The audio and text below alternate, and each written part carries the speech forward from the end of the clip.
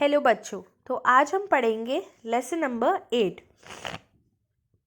A game of chance. मतलब एक खेल किस्मत का, ये किस्मत भी नहीं, एक खेल चांस का। तो every year on the occasion of Eid there was a fair in our village. Eid was celebrated only one day, but the fair lasted many days. Tradesmen from far and wide came there with all kinds of goods to sell. You could buy anything from a small pin to a big buffalo. हर साल ईद के त्योहार पर हमारे गांव में एक मेला लगता था. ईद सिर्फ एक दिन मनाई जाती थी, पर वो मेला बहुत दिनों तक चलता था. ट्रेड्समैन का मतलब होता है दुकानदार या वो लोग जो अपना सामान बेचने आए होते हैं. तो मेले में जैसे हम देखते हैं ना, तो इस मेले में भी बहुत लोग दूर दूर से अलग अलग तरीके के सामान लेकर आते थे बेचने के लिए. आप कुछ भी खरीद सकते थे, एक छोटी सी पिन से लेकर एक बड़ी भैंस तक. Uncle took me to the fair. Bhaiya who worked for us at home came with us. There was a big crowd at the fair. Uncle was leading us through the crowd when he met a few of his friends. They wanted him to spend some time with him. मेरे uncle यानी मेरे चाचा मुझे मेले में ले गए. भैया जो हमारे साथ हमारे घर पर काम करते थे वो हमारे साथ आए. मेले में बहुत भीड़ थी. अंकल हमारे आगे आगे चल रहे थे भीड़ से रास्ता काटते हुए, जब उन्हें उनके कुछ दोस्त मिले. उनके दोस्त चाहते थे कि अंकल उनके साथ कुछ वक्त बिताए. Uncle asked me whether I would like to look around the fair with bhaiya till he came back. I was happy to do that. Uncle warned me neither to buy anything nor to go too far out while he was away. I promised that I would wait for him. Uncle ने मुझसे पूछा क्या मैं भैया के साथ मेला घूमना पसंद करूंगा जब तक वो वापस आए. मैं इस बात को लेकर बहुत खुश था. अंकल ने मुझे चेतावनी दी कि ना तो कुछ खरीदना है और ना ही ज़्यादा दूर जाना है. मैंने अंकल से वादा किया कि मैं उनका इंतज़ार करूंगा जब तक वो आए. भैया and I went from shop to shop. There were many things I would have liked to buy, but I waited for Uncle to return. Then we came to what was called the lucky shop. The shopkeeper was neither young nor old. He was a middle-aged man.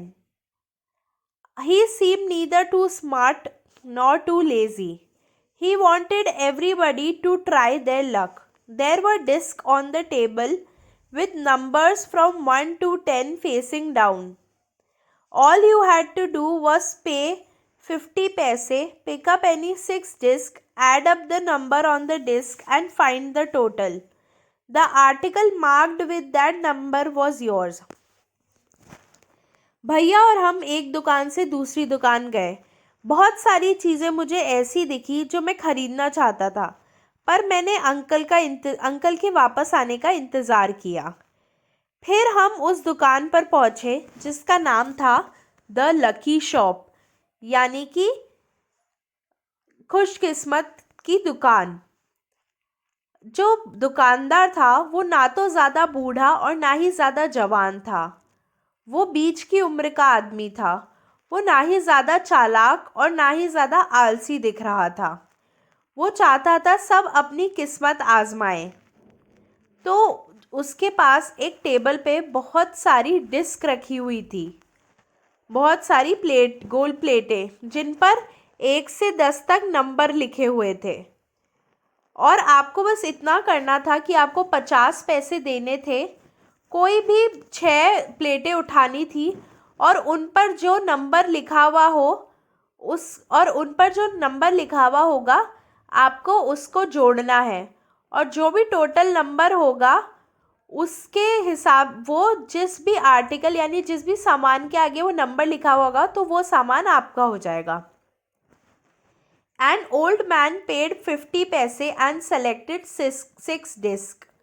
He added up the number on them and found the total was 15. He was given the article marked 15, which was a beautiful clock. But the old man did not want a clock. The shopkeeper obliged him by buying it back for 15 rupees. The old man went away very pleased. एक बूढ़े आदमी ने 50 पैसे दिए और 6 प्लेटें चुन ली। उसने उन प्लेटों को घुमाया और फिर उनके ऊपर जो नंबर लिखे हुए थे उनको जोड़ा।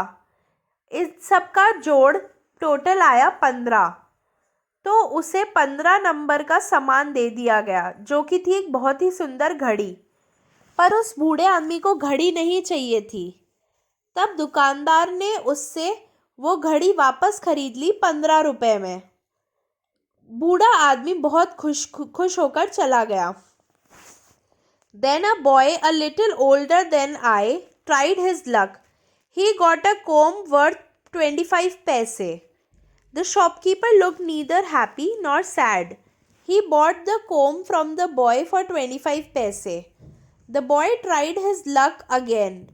He now got a fountain pen worth 3 rupees. Then he tried a third time and got a wristwatch worth 25 rupees. When he tried again, he got a table lamp worth more than 10 rupees. The boy was happy and went away with a smile and a good deal of cash. फिर एक लड़का आया जो मुझसे कुछ ही साल बड़ा लग रहा था और उसने भी अपनी किस्मत आजमाई और उसने 25 पैसे की एक कंघी जीती। जो शॉपकीपर था यानी जो दुकानदार था वो ना ही ज़्यादा खुश और ना ही ज़्यादा दुखी लगा। उसने उस लड़के से वो कंघा वापस 25 पैसे में ख़रीद लिया। उस लड़के ने फिर अपनी किस्मत आजमाई।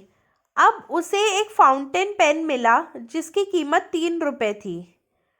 उसने तीसरी बार अपनी किस्मत आजमाई और इस बार उसे 25 रुपए की एक हाथ घड़ी मिली। जब उसने फिर से अपनी किस्मत आजमाई तो उसे 10 रुपए से भी ज़्यादा का एक टेबल लैंप मिला। लड़का बहुत खुश हुआ और एक मुस्कान के साथ और बहुत सारे पैसे लेकर चला गया। I wanted to try my luck too. I looked at Bhaiya. He encouraged me. I paid 50 paise and took 6 discs. My luck was not too good. I got 2 pencils. The shopkeeper bought them from me for 25 paise.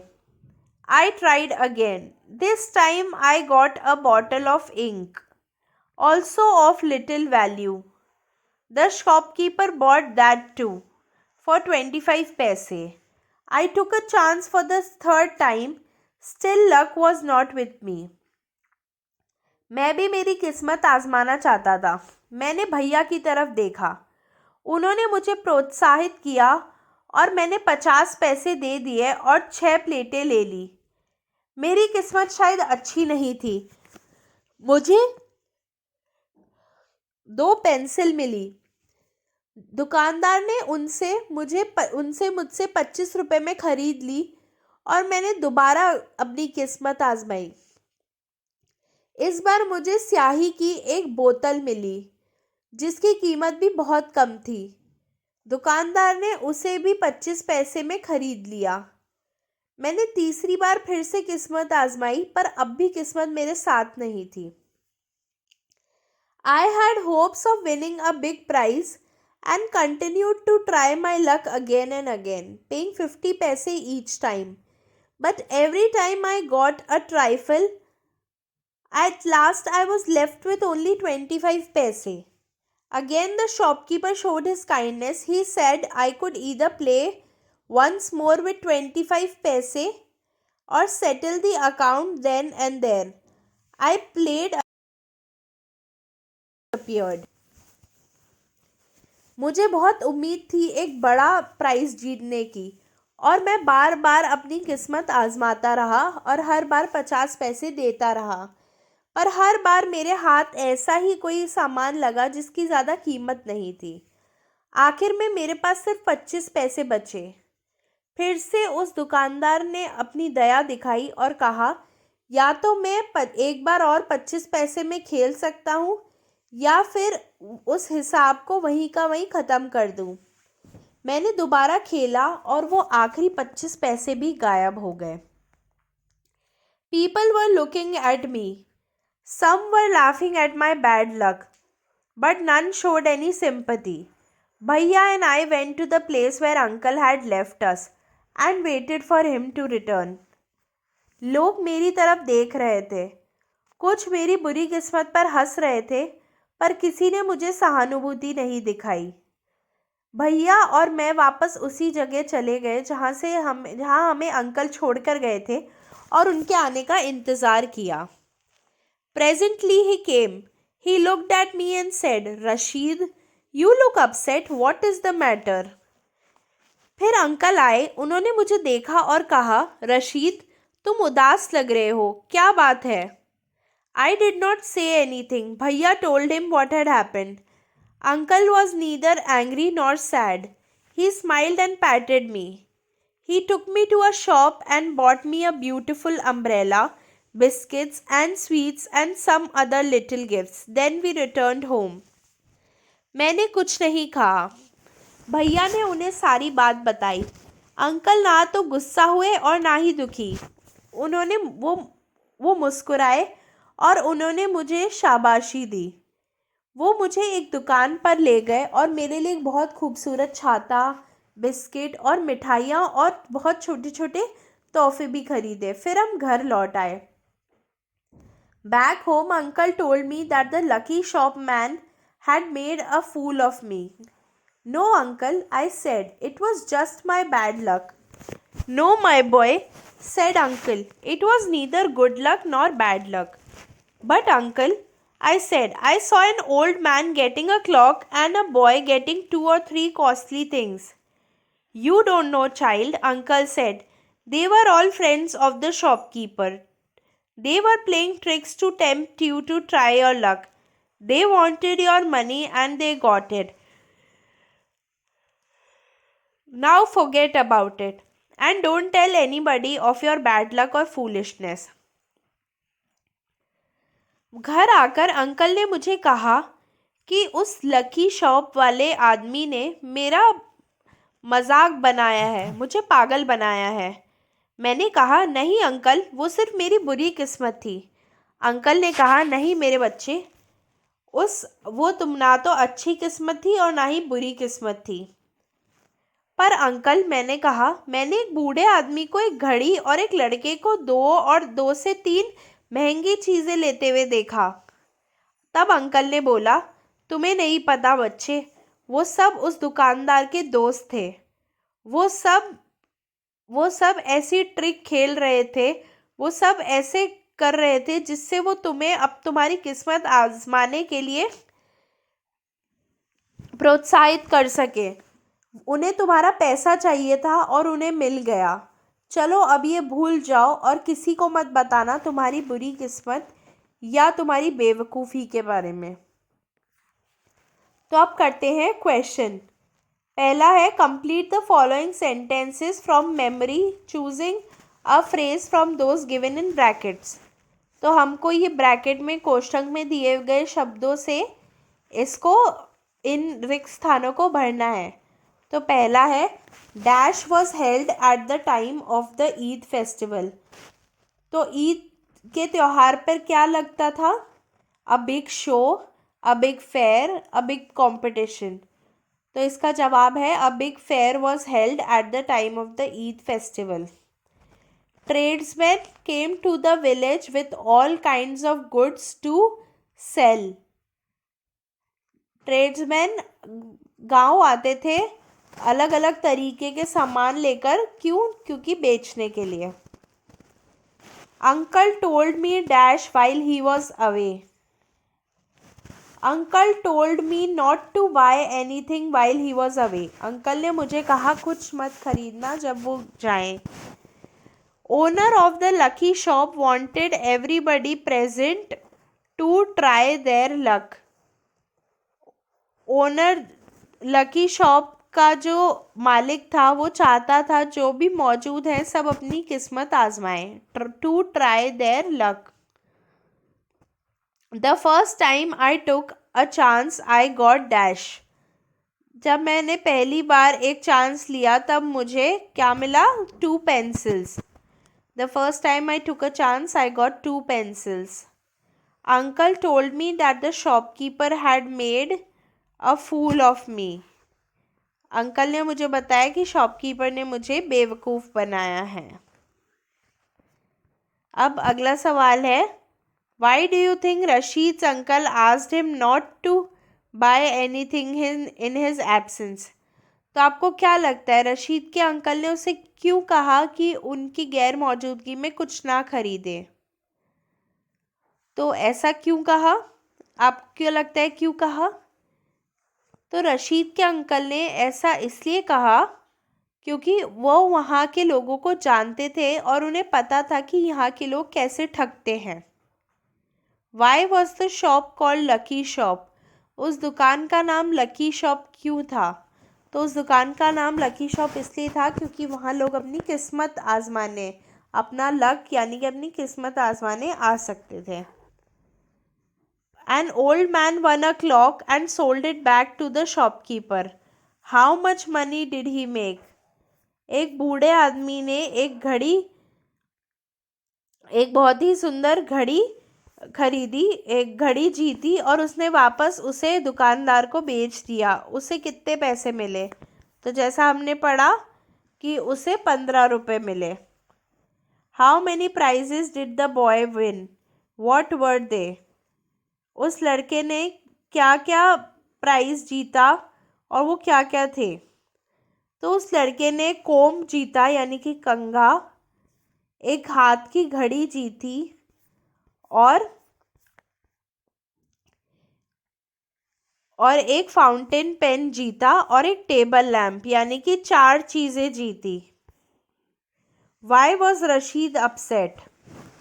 Rashid उदास क्यों था? रशीद इसलिए उदास था क्योंकि इतनी बार कोशिश करने के बावजूद उसके हाथ कुछ भी अच्छा नहीं लगा और उसका पैसा भी चला गया और वहाँ लोग उसका मजाक बना रहे थे. In what way did the shopkeeper make a fool of Rashid? Shopkeeper ने किस तरीके से, दुकानदार ने किस तरीके से रशीद को बेवकूफ़ बनाया? तो दुकानदार ने किस तरीके से रशीद को बेवकूफ़ बनाया? उसने रशीद के आने से पहले अपने ही दोस्तों को खड़ा करके कुछ ना कुछ सामान दिया और जितवाया ताकि वो रशीद से अपनी किस्मत आजमाने के लिए उसे प्रोत्साहित कर सके और फिर उससे पैसे ठग लिए.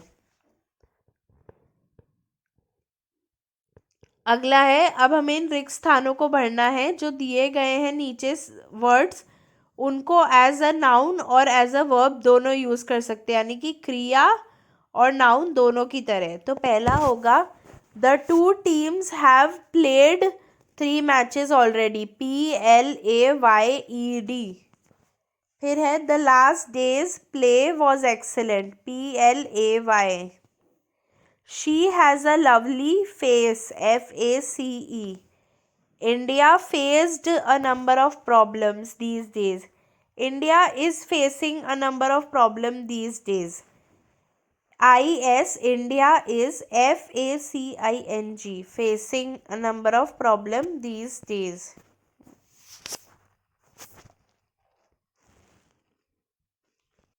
तो अगला क्वेश्चन है, she has a lovely face. India is facing a number of problems these days. He made his mark in essay writing. Articles marked, MARKED, marked sold are reserved. The police are combing the area to catch the burglars. The police are combing, COMBING. An ordinary plastic comb, COMB, comb cost 5 rupees. comb का मतलब क्या होता है? कंघा. He gave a smile in answer to my question. We also smiled to see him smile. We also SMILED, smiled to see him smile. He said he hoped to be invited to the party. He said he, HOPED, hoped.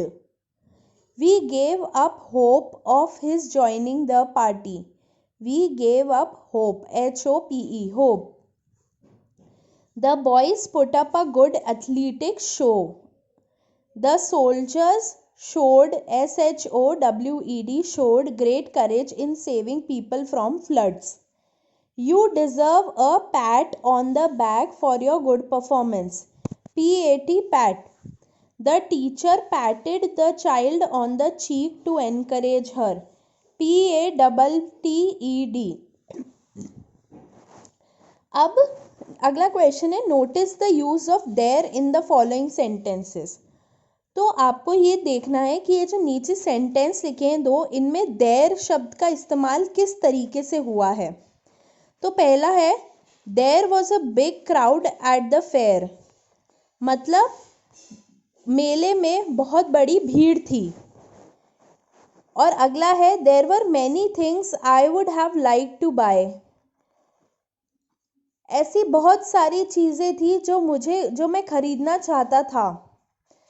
अब हमें क्या करना है, हमें नीचे लिखे गए sentences में देयर शब्द शुरुआत में लगाना है.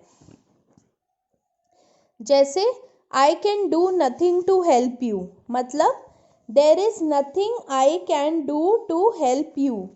There is nothing I can do to help you. फिर अगला है,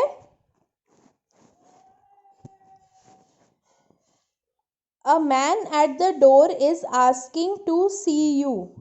A man at the door is asking to see you.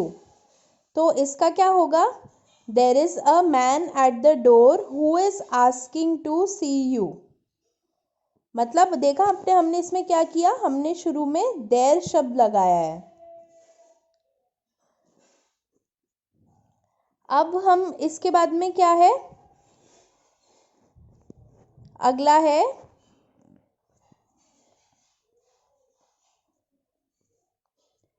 there this park has beautiful roses. तो इसमें क्या होगा, there are beautiful roses in the park. There are beautiful roses in the park. Your story has no fun in it. There is no fun in your story. There is no fun in your story. We have no secrets between us. There are no secrets between us. Village has 2 primary schools.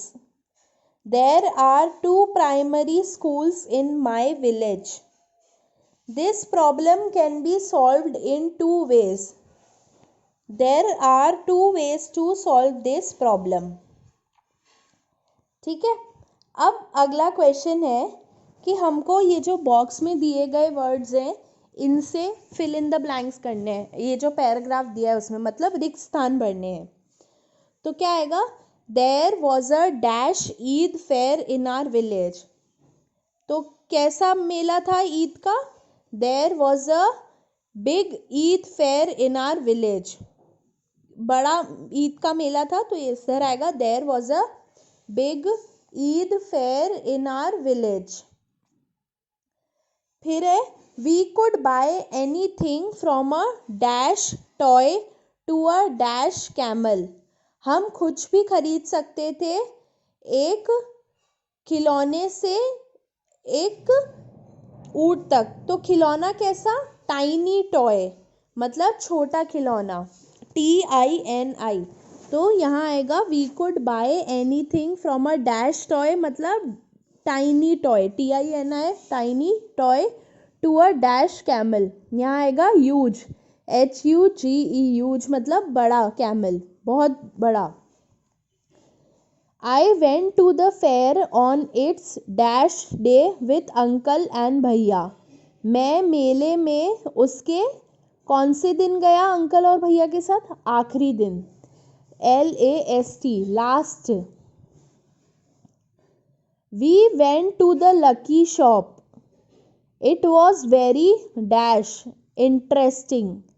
मतलब वो बहुत मज़ेदार थी, interesting. I tried my luck but did not win any prize. Later uncle told me that I was more dash than dash. तो यहाँ आएगा, uncle ने मुझे कहा बाद में कि मैं बदकिस्मत से ज़्यादा क्या हूँ, बेवकूफ़। तो यहाँ आएगा that I was more foolish, FOOLISH, foolish का मतलब बेवकूफ़, दैन अनलकी, अनलकी का मतलब बदकिस्मत, UNLUCKY। You are Rashid. Describe in your own words your visit to the fair. Do not refer to the lucky shop. अब ऐसा मानो कि आप रशीद हो। अब आप अपने शब्दों में बताओ कि आप मेले में गए हो और आपको मेले में जाकर कैसा लगा, और आपको लकी शॉप के बारे में बात नहीं करनी है। Read aloud the 2 paragraphs that describe the boy and the old man at the lucky shop. अब आपको क्या करना है, आपको ऊपर दिए गए पूरे लेसन में 2 पैराग्राफ है ना, जिसमें एक तो उस लड़के की बात हो रही है और एक उस बूढ़े आदमी की जो उस दुकान पर गए थे। तो आपको वो दोनों पैराग्राफ फिर से पढ़ने हैं। Listen to these children, what are they talking about? Would you like tea और कॉफ़ी?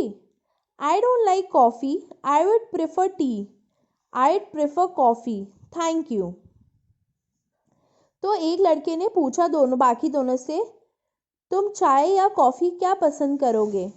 तो एक ने कहा, मुझे कॉफ़ी पसंद नहीं, मैं चाय लेना पसंद करूँगा। एक दूसरे ने बोला, मुझे कॉफ़ी पसंद है, थैंक यू।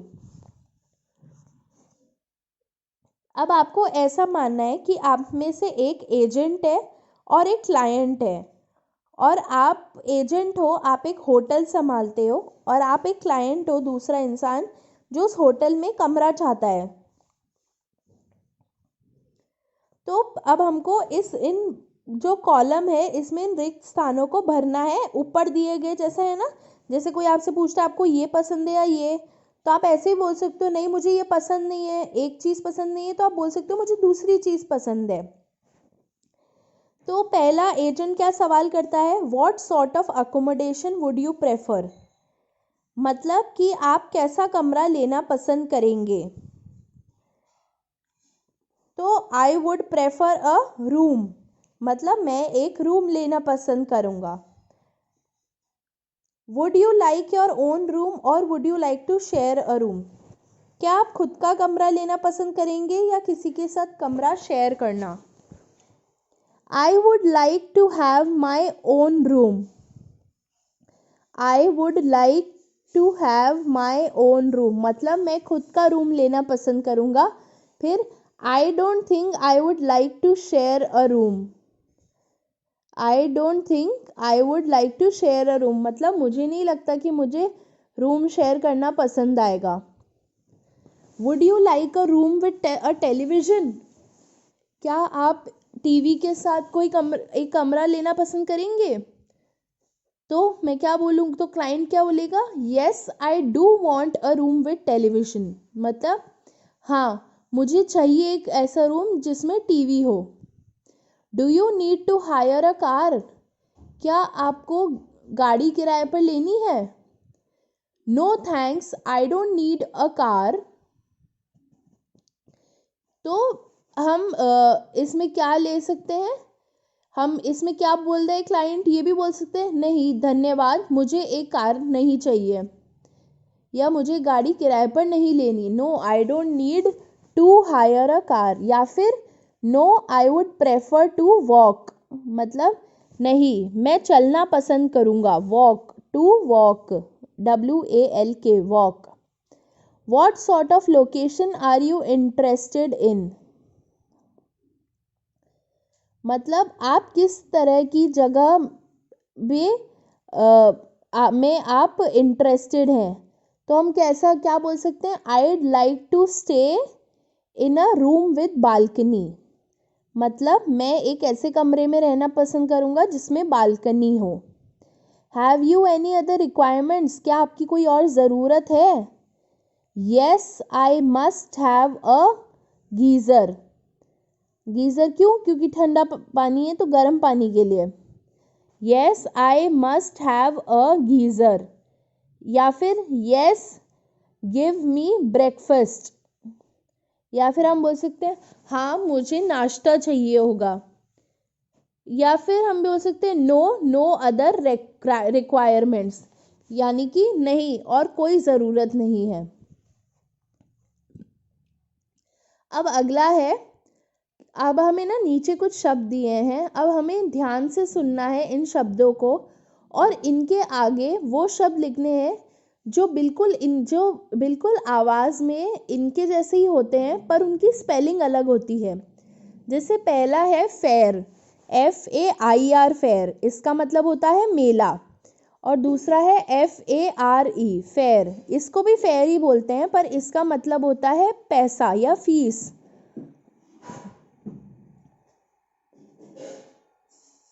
फिर अगला है बाय, BUY बाय, बाय मतलब होता है खरीदना, तो इसके आगे हम क्या लिखेंगे?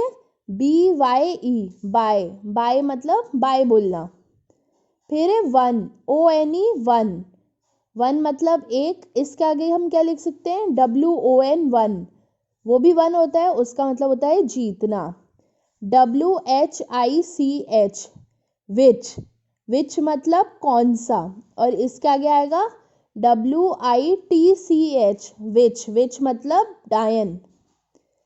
टू, TWO मतलब दो, और इसके आगे क्या हो सकता है? TO to. फिर आएगा नो मतलब नहीं, इसके आगे क्या लिखेंगे हम? KNOW नो, ये भी नो ही होता है पर इसका मतलब होता है जानना। HERE हियर मतलब यहाँ, HEAR हियर मतलब सुनना। सी मतलब देखना, SEA सी मतलब समुद्र। THERE देर मतलब वहाँ, और THEIR देर मतलब उनका। HARE हेयर मतलब खरगोश। HAIR हेयर मतलब बाल। NUN नन मतलब जो क्रिश्चियन के वो होती है महाराज जो, वो। और NONE नन मतलब कोई नहीं। तो अब हम पढ़ेंगे अगली एक कविता, ठीक है। कविता का नाम क्या है? वोकेशन। तो वोकेशन, अब आप जब अपनी स्कूल जाते हैं या बाज़ार जाते हैं तो आप रास्ते में लोगों को बहुत काम करते हुए देखते हैं ना। कोई किसी मोची को, किसी नाई को, कोई सब्जी वाला, कोई बिजनेस करता है, कोई गाड़ी चलाता है, तो लोग ऐसे कितने काम करते होंगे ना। तो अब ये पोयम पढ़ते हैं। When the gong sounds 10 in the morning and I walk to school by our lane, every day I meet the hawker crying, bangles, crystal bangles. मतलब when the gong sounds 10 in the morning मतलब जब घड़ी में 10 बजते हैं सुबह, and I walk to school by our lane, और मैं हमारी रास्ते से होते हुए स्कूल जाता हूँ, तब मैं हर रोज़ फेरी वाले को चिल्लाता हुआ सुनता हूँ, चूड़ियाँ लाख की चूड़ियाँ, चूड़ियाँ कांच की चूड़ियाँ।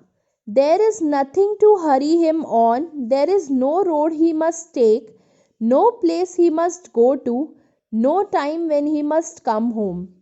मतलब यहाँ कवि क्या कहता है कि उसे कोई जल्दी नहीं है, वो ऐसी कोई रोड नहीं है जिस पे उसे चलना ही चलना है, कोई ऐसी जगह नहीं है जहाँ उसे जाना है, और कोई वक्त नहीं है जब वो घर आएगा। I wish I were a hawker, spending my day in the road, crying bangles, crystal bangles. आगे वो कहता है कवि कि काश मैं भी एक सामान बेचने वाला होता, और मैं भी अपना पूरा दिन रोड पर बिताता चिल्लाते हुए, चूड़ियाँ, कांच की चूड़ियाँ। When at 4 in the afternoon I come back from the school, I can see through the gate of that house the gardener digging the ground. जब मैं दोपहर में 4 बजे वापस आता हूँ स्कूल से, तब मैं घर के गेट से माली को उस ज़मीन को खोदते हुए देखता हूँ। He does what he likes with his spade. He soils his clothes with dust. Nobody takes him to the task if he gets baked in the sun or gets wet. मतलब उसे वो जो उसकी खुरपी के साथ करता है, उसे वो करना पसंद है। वो उसके कपड़ों में मिट्टी लग जाती है और कोई भी उसकी मदद नहीं करता है अगर वो धूप में सिक जाए या फिर गीला हो जाए पसीने से। I wish I were a gardener digging away at the garden with nobody to stop me from digging. काश मैं भी एक माली होता जो ज़मीन को खोद रहा होता और मुझे कोई रोकने वाला नहीं होता उसे खोदने से। Just as it gets dark in the evening and my mother sends me to bed, I can see through my open window the watchman walking up and down. The lane is dark and lovely, and the street lamp stands like a giant with one red eye in its head. जैसे ही रात होने लगती है और मेरी माँ मुझे सोने के लिए भेज देती है पलंग पे, तब मैं अपनी खुली खिड़की से वॉचमैन यानी कि चौकीदार को ऊपर नीचे जाते हुए देखता हूँ। पूरी गली सुनसान और अंधेरा है और जो स्ट्रीट लैंप है यानी कि जो स्ट्रीट लाइट है वो खड़ी रहती है एक बहुत बड़ी चीज़ की तरह, जैसे उसके माथे पर एक लाल आँख हो। The watchman swings his lantern and walks with his shadow at his side, and never once goes to bed in his life.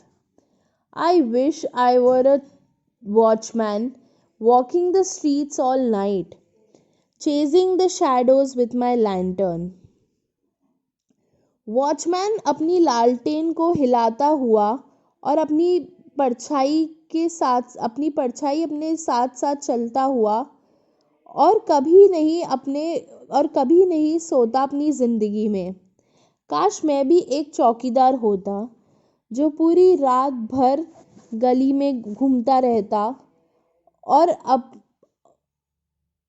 और परछाइयों को भगाता रहता अपनी लालटेन से। तो ये कविता लिखी है रविंद्रनाथ टैगोर ने। तो अब क्वेश्चन करते हैं। पहला है, who is the speaker in the poem? Who are the people the speaker meets? What are they doing? तो पहला क्या होगा इसका जवाब? स्पीकर कौन है? Speaker is a little child who goes to school. मतलब स्पीकर एक छोटा बच्चा है जो स्कूल जाता है। On his way to the school he met a hawker who cried bangles crystal bangle. When he returned from school, he watched a gardener who was digging the ground.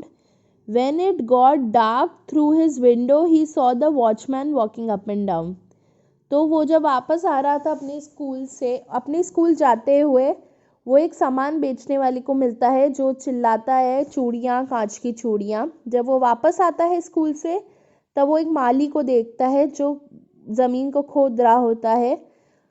और जब रात हो जाती है और उसकी माँ उसे सोने भेज देती है, तब वो अपनी खिड़की से चौकीदार को देखता है ऊपर नीचे जाते हुए। अगला है, What wishes does the child in the poem make?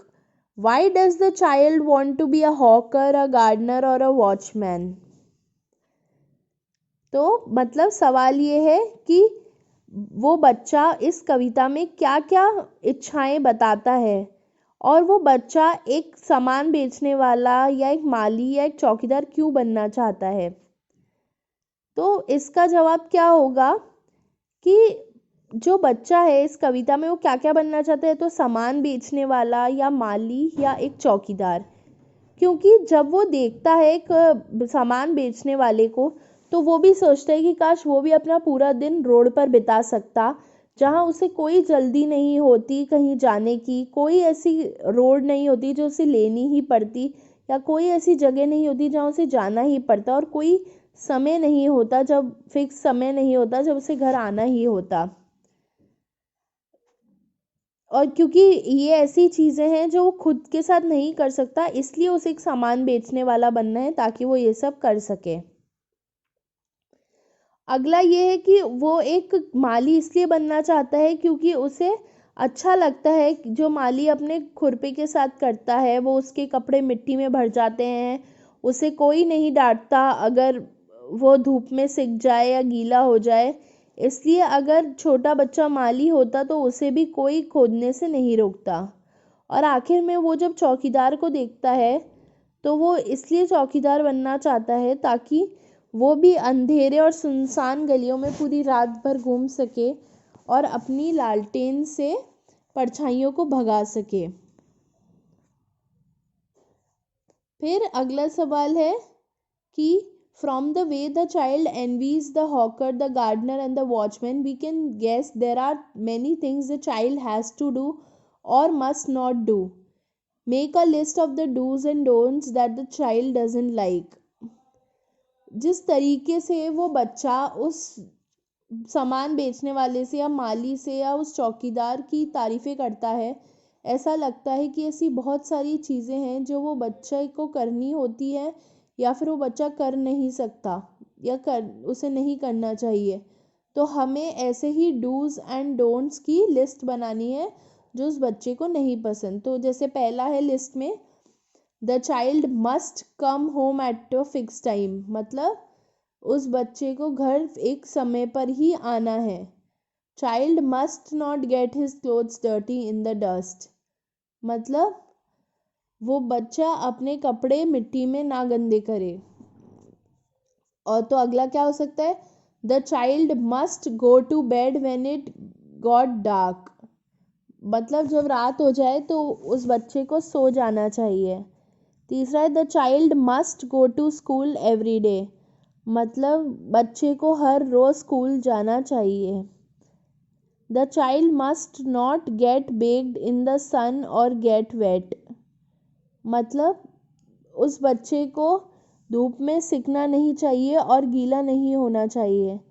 The child must not walk on dark and lonely streets at night, उस बच्चे को रात को अंधेरे और सुनसान गलियों में नहीं घूमना चाहिए। और फिर आखिरी है, find out the different kinds of work done by people in your neighbourhood, make different cards for different kinds of work.